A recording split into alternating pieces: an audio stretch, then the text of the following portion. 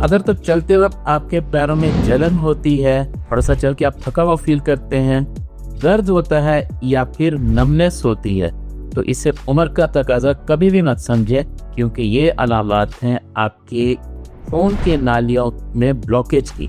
और ये ब्लॉकेज सालों तक छुपी रहती है और यकदम से कोई ना कोई अटैक ही होता है। तो अब सवाल ये है कि क्या इस ब्लॉकेज का बगैर कोई लंबे चौड़े टेस्ट करवाए, बगैर अस्पतालों का चक्कर लगाए, घर बैठे पता लगाया जा सकता है? तो जवाब है हाँ। एक छोटा सा टेस्ट है जिसे एंकल ब्रेशियल इंडेक्स टेस्ट या ABI टेस्ट कहते हैं। ये सिंपल सा मेथड आपके पाँव की और बाजू के ब्लड प्रेशर को कंपेयर करके आपको 1 सेकंड में बता देता है कि ब्लॉकेज है या फिर नहीं।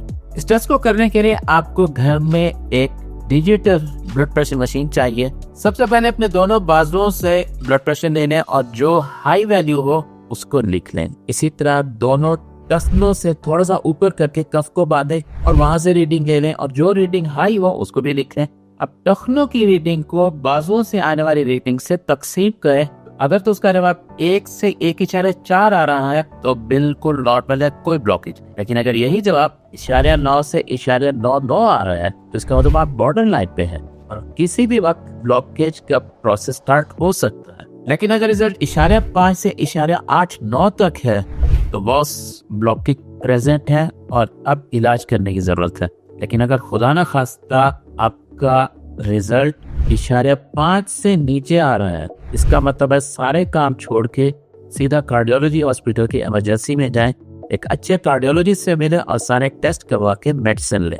क्योंकि ये वैल्यू जितनी कम होगी उसका मतलब पाँव तक आपका खून नहीं पहुंच रहा, कहीं ना कहीं ब्लॉकेज है। लेकिन याद रखिए कि ये ब्लॉकेज सिर्फ पाँव में नहीं बल्कि आपके दिल और आपके दिमाग की नालियों में भी मौजूद हो सकती है। लेकिन सवाल यह है कि यह आखिर ब्लॉकेज होती क्यों है? खून की नालियां ब्लॉक होने का सबसे बड़ा रीजन प्लेक का जमना, और ये प्लेक खून में मौजूद शुगर, कोलेस्ट्रॉल और थोड़ी सी खून की नालियों में सोजन मिलकर बनाती हैं। लेकिन क्या हम इसको ठीक कर सकते हैं? तो आइए इससे बात करते हैं। क्योंकि यहाँ पे आपको मैं 4 ऐसे सॉल्यूशन बता रहा हूँ जिससे आप ब्लॉकेज को प्रिवेंट भी कर सकते हैं और इनिशियल लेवल पे इसको रिवर्स भी कर सकते हैं। तो पहले नंबर पे है जी डेली आधे घंटे की वॉक। इससे आपकी ब्लड की सर्कुलेशन तेज होती है, छोटी छोटी खून की नई नालियां बनती हैं जिसकी वजह से ब्लॉकेज कम होती। दूसरे नंबर पे एंटी इन्फ्लेमेटरी डाइट जैसे ऑलिव ऑयल हो गए, अदरक हो गया, हल्दी हो गई, ये आपकी खून की नालियों से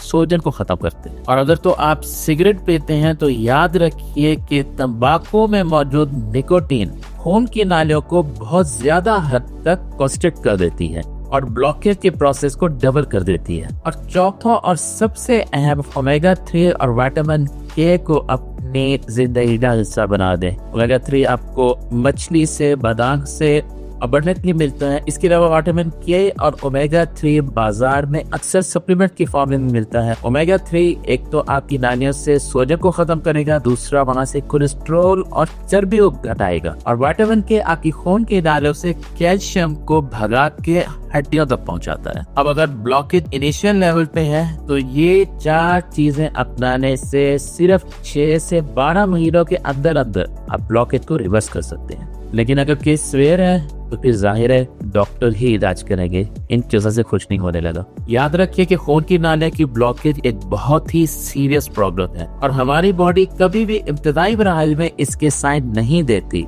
लेकिन जब साइन देती है उस वक्त तक डैमेज ऑलरेडी हो चुका होता है। लेकिन इस सिंपल ABI टेस्ट से आप ब्लॉकेज का घर पे बैठे ही टाइमली पता लगा सकते हैं और उसको किसी हद तक ठीक भी कर सकते हैं। अगर तो वीडियो अच्छी लगी हो तो इसको लाइक कर दें, चैनल को सब्सक्राइब कर दें, और तो कमेंट में मुझे ये जरूर बताइए कि जब आपने ये टेस्ट किया तो आपका रिजल्ट क्या आया।